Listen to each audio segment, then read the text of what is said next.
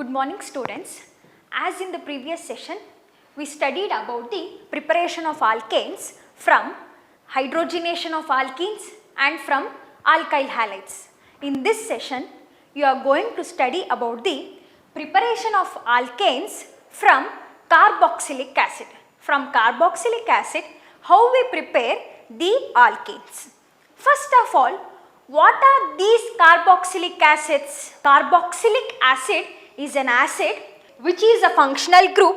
It is represented as RCOOH, where R is alkyl group. So, in this carboxylic acid, it is an acid. When we replace hydrogen of the carboxylic acid by sodium, potassium, we get the salt of carboxylic acid.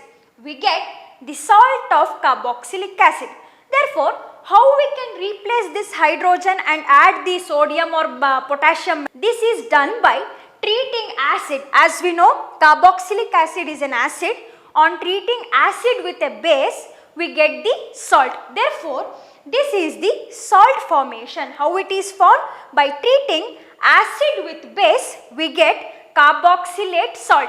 This is known as sodium carboxylate or sodium salt of carboxylic acid. Now, let us consider how we can prepare the alkanes by this sodium salt of carboxylic acid. In this method, the preparation of alkanes from carboxylic acid, the first method is the decarboxylation reaction. First reaction decarboxylation reaction. ಮತ್ತೊಂದಿದೆ ಅದು cold base electrolysis ಅಂತ. First one ಯಾವುದು? Decarboxylation reaction. As we know, name ನೋಡಿದ ತಕ್ಷಣ ನಿಮ್ಗೆ ಏನು ಅನ್ಸುತ್ತೆ? D means the removal. D means removal. Decarboxylation ಅಂದ್ರೆ ಏನು? Removal of carbon dioxide. The removal of carbon dioxide is known as decarboxylation. The process of removal of carbon dioxide is known as decarboxylation ಅಂತ ಕರಿತೀವಿ. ಯಾವುದರಿಂದ carbon dioxide ನ remove ಮಾಡಬೇಕು? ಯಾವುದರಿಂದ? Carboxylic acid ಇಂದ. ಇಲ್ಲಿ ನಾವು ಡೈರೆಕ್ಟ್ ಆಗಿ ಕಾರ್ಬಾಕ್ಸಿಲಿಕ್ ಆಸಿಡ್ ತಗೊಳ್ಳಲ್ಲ. ಇಲ್ಲಿ ಏನು ತಗೋತೀವಿ? Sodium salt of carboxylic acid ತಗೋತೀವಿ. By the sodium salt of carboxylic acid we are removing the carbon dioxide. Carbon dioxide ನ ರಿಮೂವ್ ಮಾಡಬೇಕು ಅಂದರೆ ಏನೋ ಒಂದು ರಿಯೇಜೆಂಟ್ ಆ್ಯಡ್ ಮಾಡಬೇಕು. ತನಗೆ ತಾನೇ ಆಚೆ ಹೊಟ್ಟೋಗಲ್ಲ. By adding the particular reagent that is known as decarboxylating agent we should remove the carbon dioxide. ಆ ರಿಯೇಜೆಂಟ್ನ ನಾವು ಏನಂತ ಕರಿತೀವಿ? ಡಿಕಾರ್ಬಾಕ್ಸಿಲಿಂಗ್ ಏಜೆಂಟ್ ಅಂತ ಕರಿತೀವಿ. ನಾವು let us consider the general reaction. This is the general reaction of the decarboxylation reaction. This reactant is known as sodium salt of carboxylic acid. ಏನಂತ ಕರಿತೀವಿ ಇದನ್ನ ನಾವು? Sodium salt of carboxylic acid. This sodium salt of carboxylic acid is heated in the presence of, ಈ delta ಅನ್ನೋದು ಏನು indicate ಮಾಡುತ್ತೆ ಅಂದರೆ heating condition ಅಂತ ಹೇಳುತ್ತೆ. ಡೆಲ್ಟಾ ರೆಪ್ರೆಸೆಂಟ್ಸ್ ಹೀಟಿಂಗ್, ಹೀಟ್ ಮಾಡ್ತಾ ಇದ್ದೀವಿ ಅಂತ ರೆಪ್ರೆಸೆಂಟ್ ಮಾಡುತ್ತೆ. This sodium salt of carboxylic acid on heating in the presence of the mixture of sodium hydroxide and calcium oxide. This mixture is known as soda lime, which is the decarboxyling agent. This mixture is known as soda lime, which is decarboxyling agent, which helps to remove the carbon dioxide from this reactant. Therefore, on heating this reactant in the presence of soda lime gives the alkanes with the liberation of carbon dioxide. ಏನು ಆಚೆ ಬರ್ತಾ ಇರೋದು? Carbon dioxide with the formation of alkanes. If we observe the reaction, the carbon dioxide is moving out. It may reacts with this sodium ion to give sodium carbonate. ಇದ್ರ ಬದಲು carbon dioxide ಏನು ಮಾಡುತ್ತೆ? Sodium ಜೊತೆ react ಆಗಿ sodium carbonate ಬರ್ಬೋದು. Therefore you can write in place of CO2 you can also write Na2CO3. Both are correct. CO2 liberate ಆಗ್ತಾ ಇದೆ. ಅದೇನಾಗ್ತಾ ಇದೆ? ಸೋಡಿಯಂ ಜೊತೆ ಕಂಬೈನ್ ಆಗಿ ಸೋಡಿಯಂ ಕಾರ್ಬೋನೇಟ್ ಆದರೂ ಫಾರ್ಮ್ ಆಗ್ತಾ ಇದೆ. Therefore you can write in the place of carbon dioxide the Na2CO3. Now let us consider the examples for this general reaction by taking R different groups. ಆರ್ಗೆ different groups ತಗೊಳ್ಳೋಣ. Like alkyl groups may be methyl group, ethyl group. Therefore, we take the examples one by one and see how the reaction is taking place. Now, let us consider the first example. The reactant is sodium acetate or sodium salt of ethanoic acid. Sodium salt of ethanoic acid or sodium acetate. On heating in the presence of soda lime, we get methane with Na2CO3 as the byproduct. ಇಲ್ಲಿ CH3COO Na ಏನಾಗುತ್ತೆ, soda lime ಜೊತೆ treat ಮಾಡಿದಾಗ CH4 we getting methane as the major product with Na2CO3 as the by product. ಇಲ್ಲಿ ಇಷ್ಟು remove ಆಗುತ್ತೆ. ಇಷ್ಟು remove ಆಗಿ ಈ CH3 ಜೊತೆಗೆ ಒಂದು H ಆ್ಯಡ್ ಆಗುತ್ತೆ. H ಆ್ಯಡ್ ಆಗಿ ಮೀಥೇನ್ ಆಗ್ತಾ ಇದೆ. Similarly when you observe the second ಎಕ್ಸಾಂಪಲಲ್ಲಿ ಏನಿದೆ, ಏನು ತೊಗೊಂಡಿದ್ದೀನಿ, sodium salt of pentanoic acid ತೊಗೊಂಡಿದ್ದೀನಿ. Sodium salt of pentanoic acid. When we heat this reactant in the presence of soda lime, we get butane with sodium carbonate as the byproduct. We get butane. ಅಂದರೆ ಇಲ್ಲಿ ಏನಾಗಿದೆ, ಇಷ್ಟು remove ಆಗಿದೆ. ಈ carbon ಆಟಮ್ಗೆ ಒಂದು hydrogen add ಆಗಿದೆ. Therefore we are getting butane plus Na2CO3 as the byproduct. These are some of the examples for the decarboxylation reaction. Now, let us consider the another method from carboxylic acid, how we prepare alkanes, that is from cold base electrolysis. What is this electrolysis? Electrolysis andrenu? The decomposition of the ionic compounds into its respective ions. The decomposition of ionic compounds into its respective ions by passing the electric current. Electric current pass ಮಾಡಿದ ತಕ್ಷಣ ಏನಾಗುತ್ತೆ, ionic compounds dissociate ಆಗಿ ions form ಆಗುತ್ತೆ. ಇಲ್ಲಿ ನಾವು ಏನು ತಗೊಳ್ಳೋದು, sodium salt of carboxylic acid ಅಲ್ವಾ, sodium salt of carboxylic acid. On electrolysis ಅದೇನಾಗುತ್ತೆ, ಡಿಸೋಸಿಯೇಟ್ ಆಗುತ್ತೆ. ಅಂದರೆ CH3COO ಮೈನಸ್ ಆಗುತ್ತೆ ಪ್ಲಸ್ Na ಪ್ಲಸ್ ಆಗುತ್ತೆ. This is how it gets dissociated into its ion. Therefore electrolysis ಅಂದ್ರೇನು, electrolysis means the decomposition of the ionic compounds into its respective ions by passing electric current is known as electrolysis. By using this method, electrolysis method, we are going to prepare the alkanes. We are going to prepare these alkanes by electrolysis of ಯಾವುದನ್ನ electrolysis ಮಾಡ್ತಾ ಇದ್ದೀವಿ, sodium salt of carboxylic acid. By electrolysis of sodium salt of carboxylic acid, we are going to get alkanes. Now, let us consider the general reaction, how it follows. This sodium salt of carboxylic acid on electrolysis. ಏನು ಮಾಡ್ತಾ ಇದ್ದೀವಿ, we are taking the sodium salt of carboxylic acid and we are doing electrolysis. On electrolysis, what we are getting, hydrocarbons. We are getting the hydrocarbons. Hydrocarbons ಯಾವುದು, alkanes. We are getting higher alkanes. Higher alkanes ಅಂದರೆ next member ಬರ್ತಾ ಇದೆ. We are getting higher alkanes with the liberation of carbon dioxide and sodium hydroxide and hydrogen is evolved as the byproduct. Major product ಯಾವುದಿಲ್ಲಿ, alkanes are obtained as the major product with CO2 is liberated at anode, whereas sodium hydroxide and hydrogen gas is formed at cathode and the hydrogen gas is liberated at cathode. This is how the general reaction is carried out. So, we should know how this reaction is carrying out. Anode ಅಲ್ಲಿ ಏನಾಗ್ತಾ ಇದೆ, cathode ಅಲ್ಲಿ ಏನಾಗ್ತಾ ಇದೆ ಅಂತ ಗೊತ್ತಿರಬೇಕು. Therefore, let us consider how the reaction will follow at anode and cathode. The first step of the reaction, first step ಏನಾಗ್ತಾ ಇದೆ, on electrolysis, this sodium salt of carboxylic acid, ಎಷ್ಟು moles ತಗೊಂಡಿದ್ದೀನಿ, 2 moles ತಗೊಂಡಿದ್ದೀನಿ. This sodium salt of carboxylic acid gets dissociated, ಅಂದರೆ decompose ಆಗಿದೆ.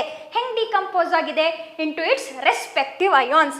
ಒಂದು so ಸಾಲ್ಟಲ್ಲಿ cation ಇರುತ್ತೆ, anion ಇರುತ್ತೆ. ಸಾಲ್ಟ್ ಅಂತ ಕನ್ಸಿಡರ್ ಮಾಡಿದರೆ ಇದರಲ್ಲಿ ಒಂದು ಕ್ಯಾಟಯಾನ್ ಇರುತ್ತೆ, ಒಂದು ಆನಯಾನ್ ಇರುತ್ತೆ. ಎಲೆಕ್ಟ್ರಾಲಿಸಿಸ್ ಮಾಡಿದಾಗ ಹೆಂಗೆ ಡಿಕಂಪೋಸ್ ಆಗುತ್ತೆ? ಒಂದು ಕೇಟಯಾನ್ ಆಗಿ ಮತ್ತೊಂದು ಆನಯಾನ್ ಆಗಿ ಡಿಕಂಪೋಸ್ ಆಗುತ್ತೆ. ಇದು ಇದನ್ನ ನೆಗೆಟಿವ್ ಚಾರ್ಜ್ ಕ್ಯಾರಿ ಮಾಡೋದನ್ನ ನಾವು ಏನಂತ ಕರಿತೀವಿ? Anion. The species which carries negative charge it is called as anion, and the species which carries positive charge is known as cation. Therefore, this salt gets dissociated into its respective anion and cation. This is the first step. The next step would be anodal ಏನಾಗ್ತಾ ಇದೆ, cathode ಏನಾಗ್ತಾ ಇದೆ ಅಂತ ಗೊತ್ತಿರಬೇಕು. So, this reaction is taking place inside the cell which consists of anode and cathode. Anode means electrode, cathode also electrode. These anode and cathodes are respective electrodes. ಆ electrodes ಅಲ್ಲಿ particular electrode ಅಲ್ಲಿ ಏನಾಗತ್ತೆ ಅನ್ನೋದನ್ನ ನಾವು ಈ reaction ಇಂದ ತಿಳ್ಕೊಳ್ಳೋಣ. First of all, at anode, ಆನೋಡಲ್ಲಿ ಏನಾಗುತ್ತೆ? Usually at anode oxidation takes place. As you know, oxidation ಅಂದ್ರೆ ಏನು? In terms of electron, loss of electron ನಾವು ಆಕ್ಸಿಡೇಷನ್ ಅಂತ ಕರಿತೀವಿ. ಆಕ್ಸಿಡೇಷನ್ ಅಂದ್ರೆ ಏನು? ಲಾಸ್ ಆಫ್ ಎಲೆಕ್ಟ್ರಾನ್ ನ ಆಕ್ಸಿಡೇಷನ್ ಅಂತ ಕರಿತೀವಿ. ದೇರ್ ಫೋರ್ ಅಟ್ ಆನೋಡ್ ಏನಾಗ್ತಾ ಇದೆ? ಆಕ್ಸಿಡೇಷನ್ ಆಗ್ತಾ ಇದೆ. ಯಾವ್ದು ಆಕ್ಸಿಡೇಷನ್ ಆಗ್ತಾ ಇದೆ? This anion. ಈ ಆನಯಾನ್ ಯಾಕೆ ಆಕ್ಸಿಡೈಸ್ ಆಗಬೇಕು? ಇದರಲ್ಲೇ ತಾನೇ ಎಲೆಕ್ಟ್ರಾನ್ ರಿಚ್ ಇರೋದು, ಇದೇ ತಾನೇ ಎಲೆಕ್ಟ್ರಾನ್ ನ ಕೊಡಬೇಕಾಗಿರೋದು. ಇದು ಕೊಡಕ್ಕಾಗತ್ತಾ? ಆಗಲ್ಲ. ಯಾಕೆಂದ್ರೆ ಇದು ಆಲ್ರೆಡಿ ಎಲೆಕ್ಟ್ರಾನ್ ಡಿಫಿಷಿಯಂಟ್ ಇದೆ, ಅದಕ್ಕೆ ಎಲೆಕ್ಟ್ರಾನ್ ಬೇಕು. Therefore this species may lose its electron. Therefore what will happens? This anion loses its electron. ಎಷ್ಟು ಎಲೆಕ್ಟ್ರಾನ್ ಕೊಡುತ್ತೆ? ಒಂದು ಕಾರ್ಬಾಕ್ಸಿಲೇಟ್ ಆನಯಾನು ಒಂದು ಎಲೆಕ್ಟ್ರಾನ್ನ ಕೊಡುತ್ತೆ. ಇಲ್ಲಿ 2 ಮೋಲ್ ತಗೊಂಡಿದ್ದೀನಿ, ಹಾಗಾಗಿ 2 ಎಲೆಕ್ಟ್ರಾನ್ನ ಕಳ್ಕೊಳ್ಳುತ್ತೆ. -2 electron. Minus indicates the loss of 2 electrons. 2 electrons loss ಆಗಿ ಏನು ಫಾರ್ಮ್ ಆಗುತ್ತೆ? Free radical. The electron loss ಇಂದ ಏನು ಫಾರ್ಮ್ ಆಗ್ತಾ ಇದೆ? ಫ್ರೀ ರ್ಯಾಡಿಕಲ್ ಫಾರ್ಮ್ ಆಗ್ತಾ ಇದೆ. ಫಸ್ಟು ಎಲೆಕ್ಟ್ರಾನ್ ರಿಚ್ ಇತ್ತು, ಎಲೆಕ್ಟ್ರಾನ್ ರಿಚ್ ಇದ್ದಿದ್ರಲ್ಲಿ ಒಂದು ಎಲೆಕ್ಟ್ರಾನ್ ತೆಗೆದೆ. ಒಂದು ಎಲೆಕ್ಟ್ರಾನ್ ತೆಗೆದ ತಕ್ಷಣ ಏನಾಯಿತು? ಫ್ರೀ ರ್ಯಾಡಿಕಲ್ ಫಾರ್ಮ್ ಆಯಿತು. Leads to the formation of free radical. This is known as carboxylate free radical. Next step ಏನಾಗುತ್ತೆ? This carboxylate free radical loses its carbon dioxide. ಹೆಂಗೆ ಕಾರ್ಬನ್ ಡೈಆಕ್ಸೈಡ್ನ ಕಳ್ಕೊಳ್ಳುತ್ತೆ? By homolytic cleavage. ನಿಮ್ಗೆ already ಗೊತ್ತಿದೆ homolytic cleavage ಅಂದ್ರೇನು, ಹೆಟ್ರೋಲಿಟಿಕ್ cleavage ಅಂದ್ರೇನು ಅಂತ. ಇಲ್ಲಿ ಏನಾಗುತ್ತೆ? ಹೋಮೋಲಿಟಿಕ್ ಅಂದರೆ ಈಕ್ವಲ್ ಶೇರ್ ಆಫ್ ಎಲೆಕ್ಟ್ರಾನ್ಸ್. ಈ ಕಡೆಗೂ ಒಂದು ಎಲೆಕ್ಟ್ರಾನ್ ಹೋಗುತ್ತೆ, ಬಾಂಡ್ ಪೇರಲ್ಲಿರೋದು, ಈ ಕಡೆಗೂ ಒಂದು ಎಲೆಕ್ಟ್ರಾನ್ ಹೋಗುತ್ತೆ. ಅಂದರೆ ಇಲ್ಲಿ ಬಾಂಡ್ ಇರುತ್ತಲ್ವಾ, ಈ ಬಾಂಡಲ್ಲಿರೋ ಒಂದು ಎಲೆಕ್ಟ್ರಾನು ಇದ್ರ ಮೇಲೆ ಬರುತ್ತೆ, ಇನ್ನೊಂದು ಎಲೆಕ್ಟ್ರಾನ್ ಇದ್ರ ಮೇಲೆ ಹೋಗುತ್ತೆ. ಬಾಂಡ್ ಪೇರಲ್ಲಿರುವಂಥ 2 ಎಲೆಕ್ಟ್ರಾನ್ ಇರುತ್ತೆ, ಬಾಂಡ್ ಪೇರಲ್ಲಿ ಶೇರ್ ಆಗಿರುತ್ತೆ. ಒಂದೇ ಹೋಮೋಲಿಟಿಕ್ ಕ್ಲೀವೇಜ್ ಆಗಿ ಒಂದು ಎಲೆಕ್ಟ್ರಾನ್ ಆರ್ ಮೇಲೆ ಬರುತ್ತೆ, ಇನ್ನೊಂದು ಎಲೆಕ್ಟ್ರಾನು CO ಮೇಲೆ ಬರುತ್ತೆ. ಆಗೇನಾಗತ್ತೆ? ಫ್ರೀ ರ್ಯಾಡಿಕಲ್ ಕಂಬೈನ್ ಆಗಿ CO2 ಬರುತ್ತೆ, ಮತ್ತೆ ಆಲ್ಕೈಲ್ ಫ್ರೀ ರ್ಯಾಡಿಕಲ್ ಬರ್ತಾ ಇದೆ. ಅದ್ರ ಜೊತೆಗೆ ಏನು ಬರ್ತಾ ಇದೆ? Alkyl free radical. ಎಷ್ಟು ಆಲ್ಕೈಲ್ ಫ್ರೀ ರ್ಯಾಡಿಕಲ್ ಇದೆ? 2 alkyl free radical. As we know, these free radicals are unstable. ಈ ಫ್ರೀ ರ್ಯಾಡಿಕಲ್ಸ್ ಏನಾಗಿರುತ್ತೆ? ಅನ್ಸ್ಟೇಬಲ್ ಆಗಿರುತ್ತೆ. Therefore in order to attain stability ಏನು ಮಾಡುತ್ತೆ? This alkyl free radicals combines with each other. ಈ 2 alkyl free radical ಏನು ಬಂದಿರುತ್ತೋ ಅದು combine ಆಗುತ್ತೆ. These free radicals combine with each other to give higher alkanes. To give higher alkanes, this alkyl free radicals combines together to give alkanes, higher alkanes. This is the reaction that is carried out at anode. Anode ಅಲ್ಲಿ ಏನಾಗುತ್ತೆ? Usually oxidation reaction ಆಗುತ್ತೆ. Oxidation ಅಂದ್ರೆ ಏನು? The laws of ಎಲೆಕ್ಟ್ರಾನ್ನ ನಾವು oxidation ಅಂತ ಕರಿತೀವಿ. ಇದನ್ನು ನೀವು ಈಸಿಯಾಗಿ ಜ್ಞಾಪಕ ಇಟ್ಕೋಬೇಕು ಅಂದರೆ ಆಯಿಲ್ ಅಂತ ಜ್ಞಾಪಕ ಇಟ್ಕೊಳ್ಳಿ. OIL means oxidation is loss. This is the reaction that is carried out at anode. ಹಾಗಾದ್ರೆ ಕ್ಯಾಥೋಡ್ ಅಲ್ಲಿ ಏನು ರಿಯಾಕ್ಷನ್ ಆಗುತ್ತೆ? At cathode usually at cathode reduction ಆಗುತ್ತೆ. ರಿಡಕ್ಷನ್ ಅಂದ್ರೆ ಏನು? Gaining of electrons, opposite to that of oxidation. Oxidation ಅಂದರೆ loss ಆಗ್ತಾ ಇದೆ, ರಿಡಕ್ಷನ್ ಅಂದರೆ ಗೇನ್ ಆಗ್ತಾ ಇದೆ. ಈಸಿಯಾಗಿ RIG ರಿಗ್ ಅಂತ ಜ್ಞಾಪಕ ಇಟ್ಕೊಳ್ಳಿ. Reduction means gaining of electrons. At cathode we know the reduction will takes place. Reduction ಆಗುತ್ತೆ. Reduction ಅಂದರೆ gaining of electrons. This water molecules gains the 2 electrons which is given by this carboxylate ion to give 2OH minus plus hydrogen gas is liberated at cathode. ಈ upward arrow ಏನಿದೆಯೋ ಅದನ್ನು ನಾವು liberation ಅಂತ ತೋರಿಸೋದಕ್ಕೆ ನಾವು ಉಪಯೋಗಿಸ್ತೀವಿ with the liberation of hydrogen gas. This is how this electrolysis is carried out. Now let us consider the example by taking different alkyl groups. In the example 1, let us consider the example 1. In this example 1, we are taking R is equal to CH3 group. R ನ ನಾವು CH3 ಅಂತ ತಗೊಂಡಿದ್ದೀವಿ ಇಲ್ಲಿ. CH3 ಅಂತ ತಗೊಂಡ ತಕ್ಷಣ ಇದರ name ಏನಾಗುತ್ತೆ, sodium salt of ethanoic acid ಆಗುತ್ತೆ. On electrolysis of this sodium salt of ethanoic acid, we are getting ethane. ethane ನಮಗೆ ಸಿಗ್ತಾ ಇದೆ. ಅಂದರೆ ಆರ್ ಜಾಗದಲ್ಲಿ ಏನು ಬರೀಬೇಕು, ಒಂದು ಆರ್ ಜಾಗದಲ್ಲಿ CH3, ಇನ್ನೊಂದು ಆರ್ ಇದೆ CH3. we are getting ethane. Similarly, when we take in the place of R, ನಾನು ಏನು ತಗೋತಾ ಇದ್ದೀನಿ, ethyl group ತಗೋತಾ ಇದ್ದೀನಿ. ethyl group means C2H5. when we are taking instead of R ಜಾಗದಲ್ಲಿ ನಾವು ಏನು ತಗೋತಾ ಇದ್ದೀವಿ, ethyl group ತಗೋತಾ ಇದ್ದೀವಿ. ಆಗೇನಾಗುತ್ತೆ, sodium salt of propanoic acid. sodium salt of propanoic acid. On electrolysis we are getting butane.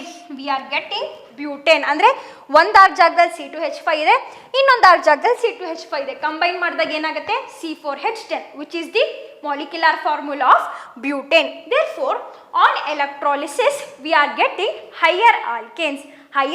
ಸಿಗ್ತಾ ಇದೆ, ಮತ್ತೆ ಈವನ್ ನಂಬರಲ್ಲಿ ಸಿಗ್ತಾ ಇದೆ, ಆಡ್ ನಂಬರಲ್ಲಿ ಸಿಗ್ತಾ ಇಲ್ಲ. ಇಲ್ಲಿ ನೀವು ಮೀಥೈಲ್ ಗ್ರೂಪ್ ತಗೊಂಡಿದ್ದೀರಾ, ಆದರೆ ಬರ್ತಾ ಇರೋದೇನು, ಈಥೇನ್ ಬರ್ತಾ ಇದೆ. ಇಲ್ಲಿ ಮೀಥೈಲ್ ತಗೊಂಡಿದ್ದೆ, ಇಲ್ಲಿ ಬರ್ತಾ ಇರೋದೇನು, ಈಥೇನ್. ಹಾಗೇನೆ ಇಲ್ಲಿ ethyl group ತಗೊಂಡಿದ್ದೀರಾ, ಇಲ್ಲಿ ಬರ್ತಾ ಇರೋದು butane group. therefore we are getting higher alkanes in even number. therefore by replacing R by any other group, ಈಗ ನೀವು ನೆಕ್ಸ್ಟು ಪ್ರೊಪೈಲ್ ಗ್ರೂಪ್ ಆದರೂ ರಿಪ್ಲೇಸ್ ಮಾಡಿ ಅಥವಾ ಬ್ಯೂಟೈಲ್ ಗ್ರೂಪ್ ಆದರೂ ರಿಪ್ಲೇಸ್ ಮಾಡಿ. ಆ ಥರ ಏನು ರಿಪ್ಲೇಸ್ ಮಾಡ್ತೀರೋ ಅದರದ್ದು ಪ್ರಾಡಕ್ಟ್ ಇಲ್ಲಿ ಬರುತ್ತೆ. ಇಲ್ಲಿ 2 ಆರ್ ಇರೋದ್ರಿಂದ ಅಲ್ಲಿ C3H7 ತಗೊಂಡ ತಕ್ಷಣ ಇಲ್ಲಿ C3H7 ಆಗುತ್ತೆ, ಅಂದರೆ ಅದು ಹೆಕ್ಸೇನ್ ಆಗುತ್ತೆ. ನೆಕ್ಸ್ಟು ಹೆಕ್ಸೇನ್ ಆಗುತ್ತೆ. ಆ ಥರ higher members of the alkanes ಬರ್ತಾ ಹೋಗುತ್ತೆ. This is how we prepare the alkanes from Kolbe's electrolysis. These are the few methods we are going to prepare the alkanes. From these methods, like Woods reaction, that is from alkyl halides by the reduction of alkyl halides, and from the hydrogenation of unsaturated hydrocarbons, lastly from monocarboxylic acid. These are the few methods in order to prepare the alkanes. Now let us consider some of the physical properties of these alkanes. These are some of the physical properties of alkanes. Firstly, these alkanes are covalent in nature. These alkanes are covalent in nature. Therefore, these are non-polar. Covalent ಇರೋದ್ರಿಂದ non-polar ಆಗಿರುತ್ತೆ. ಯಾಕೆ? The electronegativity difference between the carbon and hydrogen is very less. The difference is very less. Therefore, these are non-polar and covalent in nature. Therefore, what happens to the force of attraction, that is van der Waals force of attraction? The van der Waals force of attraction increases for alkanes. Higher members of alkanes ತಗೋತಾ ಹೋದಂಗೆ van der Waals force of attraction ಜಾಸ್ತಿ ಆಗುತ್ತೆ. ಯಾಕೆಂದರೆ non polar characteristics ಜಾಸ್ತಿ ಆಗುತ್ತೆ. Because the electronegativity difference is very less between the carbon and hydrogen. Therefore, it is non-polar and van der Waals force of attraction also increases. And therefore, due to this van der Waals force of attraction is very high in the higher alkanes, the first few alkanes ಅಂದರೆ lower alkanes ಅಂತ ಕರಿತೀವಿ. First members ಅಂದರೆ C1 to C4 R usually gases. ಯಾಕೆ ಅಂದರೆ compared to higher alkanes ಇದಕ್ಕೆ van der Waals force of attraction ಕಡಿಮೆ ಇರುತ್ತೆ. Higher ಆಲ್ಕೇನ್ಸ್ಗೆ ಕಂಪೇರ್ ಮಾಡಿದಾಗ lower member of the alkanes have lower van der Waals force of attraction. Therefore these are gases. They exist in gaseous nature. And the from C5 to C17 ಅಂದರೆ C4 ಆದಮೇಲೆ next member ಬರುತ್ತಲ್ಲ C5 ಇಂದ up to C17, these exist as in liquid nature. ಯಾಕೆ ಒಂದು ಸ್ವಲ್ಪ van der Waals force of attraction ಜಾಸ್ತಿ ಇರುತ್ತೆ. Therefore C5 to C17 it exists as liquid. And the higher alkanes ಅಂದರೆ above C18 it exists as solid as it has more force of attraction. Therefore, this is how the alkanes exists in nature. The lower alkanes exists as the gaseous, whereas The higher alkanes, that is C5 to C17, exists as liquid, and above 18 it exists as solids. And these alkanes are usually colorless. Particular color iralla idakke, ಮತ್ತೆ no characteristic odor. What do you mean by odor? Odor means smell. Smell ಇರಲ್ಲ, particular smell ಇರಲ್ಲ. ಈಗ ಎಷ್ಟೊಂದಕ್ಕೆ pleasant smell ಬರುತ್ತೆ, Frooti smell ಬರುತ್ತೆ, ಇನ್ನು ಕೆಲವುದಕ್ಕೆ rotten smell ಬರುತ್ತೆ. ಆ ಥರ ಇದಕ್ಕೆ ಪರ್ಟಿಕ್ಯುಲರ್ ಆಗಿ ಯಾವುದೇ ಥರದ ಓಡರ್ ಇರಲ್ಲ. These are some of the physical properties as color, its odor and how it exists in nature. And other few properties like density and boiling point you will be discussing in the next session with the chemical properties.